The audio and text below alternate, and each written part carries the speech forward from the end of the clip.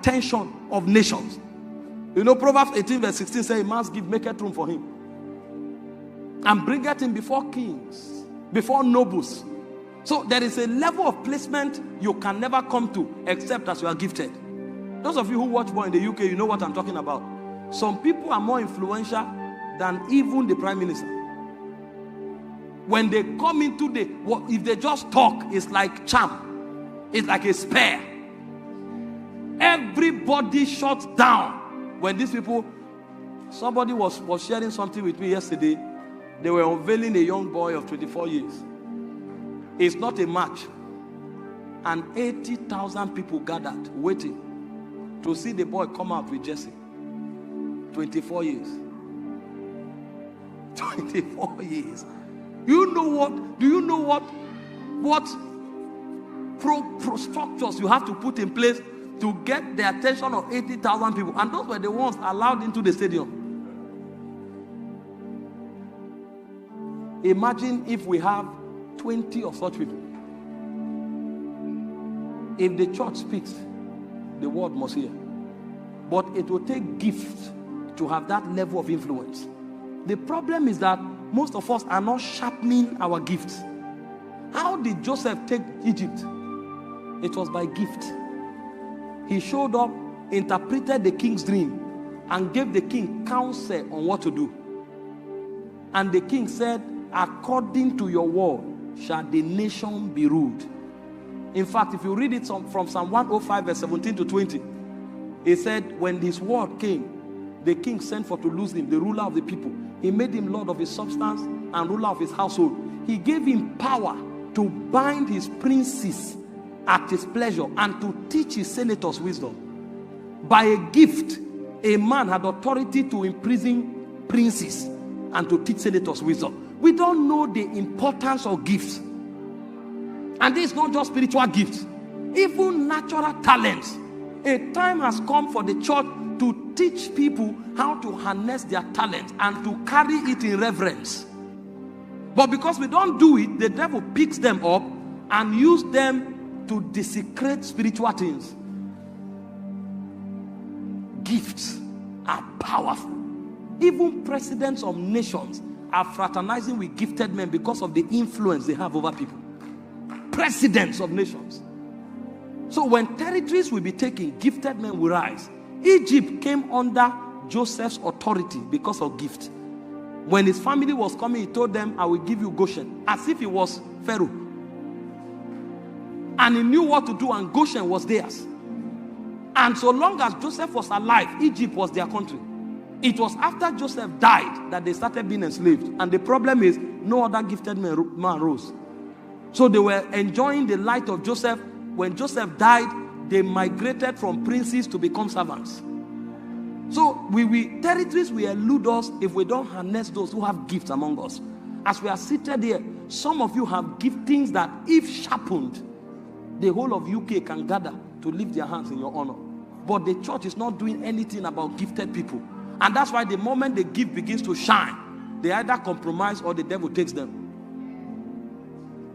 There must be a system for identifying and harnessing giftings.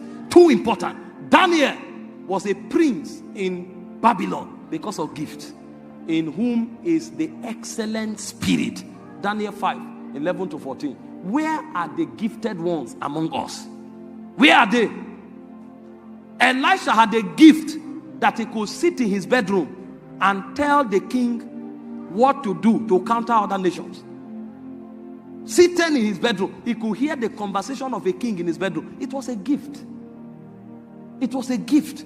And all of these giftings were used for kingdom advancement. Where are the gifted men among us? Why is there no structure for identifying giftings, sharpening giftings, and using giftings for the glory of God? Because we are not mindful of territories. As we are here now, most of the Christian footballers, since we are in the UK, if all these Christian footballers, and I mean the top ones that have influence over the land, if they were trained and these men were bold about their conviction, they will win more souls than all our evangelists put together. all our evangelists put together, they win more souls. I was told recently that Cristiano Ronaldo just did sign of the cross in Saudi Arabia. And it was a global news. You do it. Do it and see what will happen. They will stone you to death. But because you don't try it. But because it was a gifted man, the laws were suspended. Imagine if people at that level can come up and say, it's my walk with Jesus that helped me. That the scripture inspired me, so I train myself more. I'm hardworking because the Bible said a diligent man will stand before kings. See how many people start reading the Bible.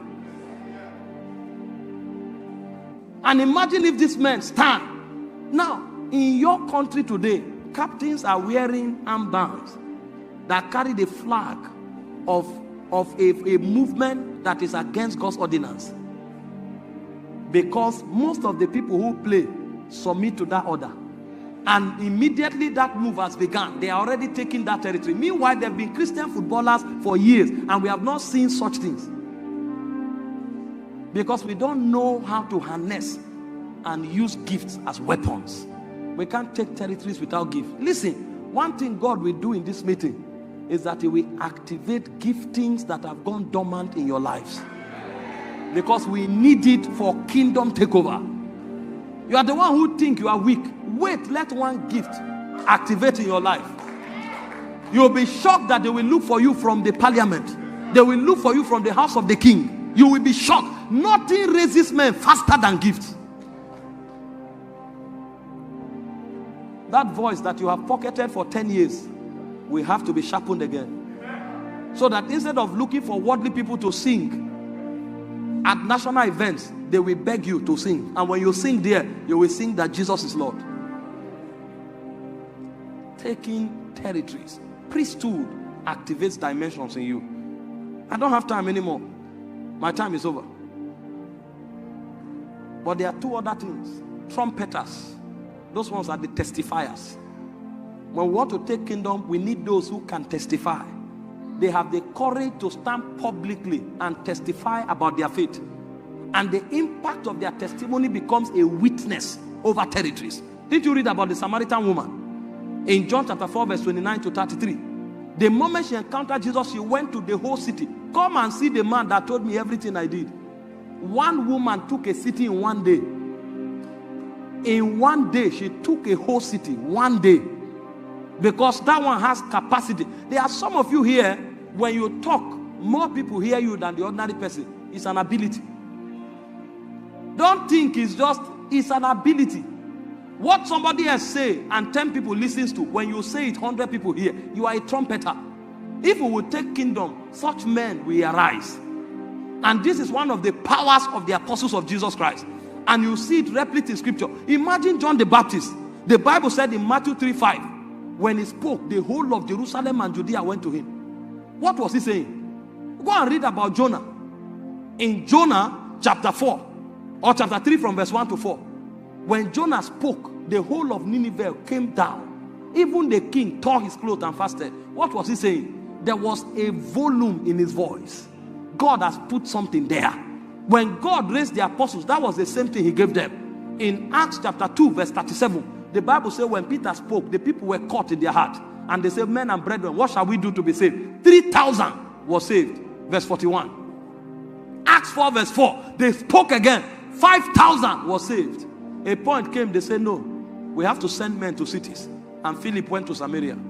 Philip too spoke, the whole city shut down. Paul went to another city. Acts 13:44. The whole city came to hear him. They are trumpeters. It's not all of us that will talk. Some of us will be praying, but there are some that God gives unique ability to talk. We must give them platforms to speak. Because when they talk, territories are taken. They are called trumpeters in the kingdom. So while we have gifted men, we also have specific people who have the vocals. Oh, when they share something that is common, you will hear it in an uncommon manner. And you are wondering, what is this? It's a trumpeter. And then you have warriors. This is where the real battle begins. Some men are shaped to fight. In fact, they come alive in battle. The Bible spoke of some of these valiant warriors. When God wanted to take the Midianites down, he went and looked for Gideon. What was the salutation? Thou mighty man of valor. And the guy looked at himself. Me, mighty man, I'm threshing floor in wine press because I'm a coward. They say you are not a coward. You were not told who you are. Circumstances defined you to yourself. But we know you from Zion. You are a warrior. When God told him to raise an army, he carried 32,000. They said, that's weight. At your level of rank, you don't need number. He reduced it to 300.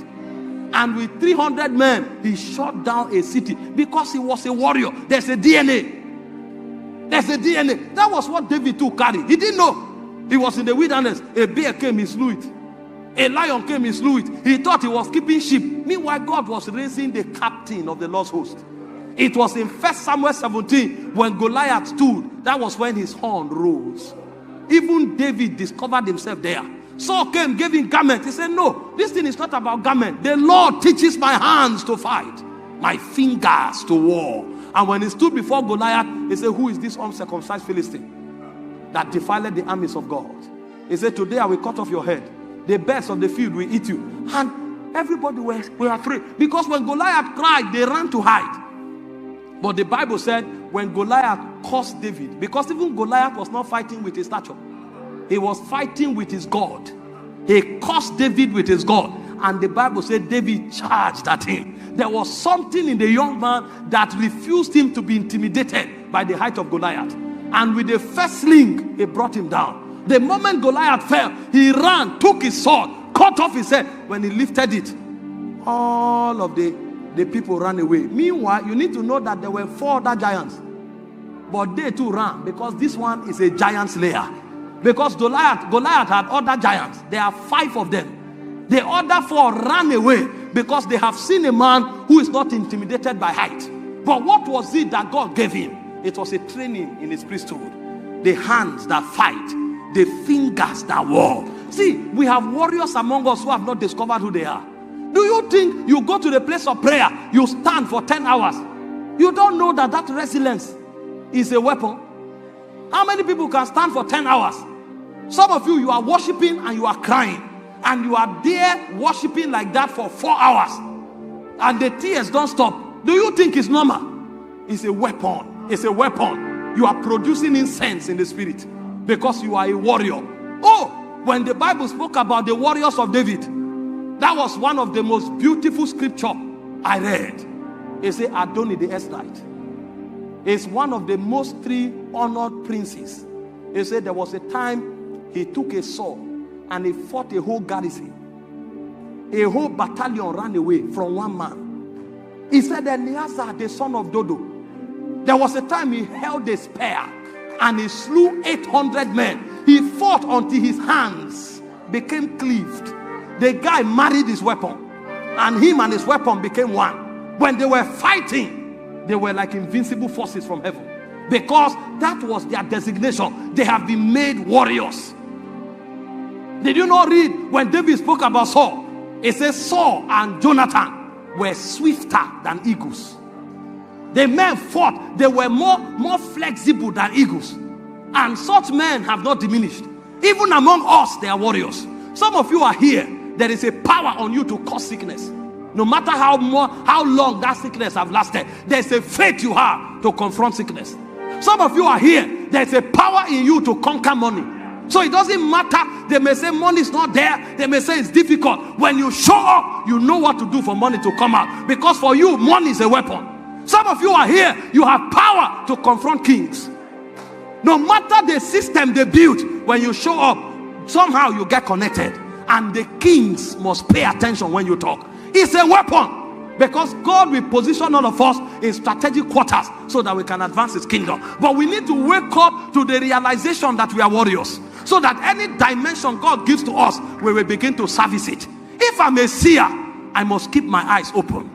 If I'm somebody that confronts kings, I must stay in the palace. If I'm somebody that has stamina on the altar, then my feet must become like hinds feet, so that I can walk in my high places, because I am a warrior. The church will not have strategic advantage to take territories except as our warriors emerge. What is the color of your garment? Some of us wear light, others wear fire, and others wear the robes of righteousness. But by all means, we must all be decorated, because the era that we have come into, we need those who have capacity in the spirit. Oh, there's a war going on. Our rank cannot be depleted. And this is why God has brought us here, so that after this conference, we will be commissioned. Some of you will fight from the parliament. Some of you will fight from the sporting arena. Some of you will fight from the economic spheres. Others will fight from the academia. But by all means, hands that are taught the acts of war must emerge. The keepers of the flames, the watchers over territories, the custodians of civilization, men that have access to the secrets of God and can keep the gates of Zion. This is when territories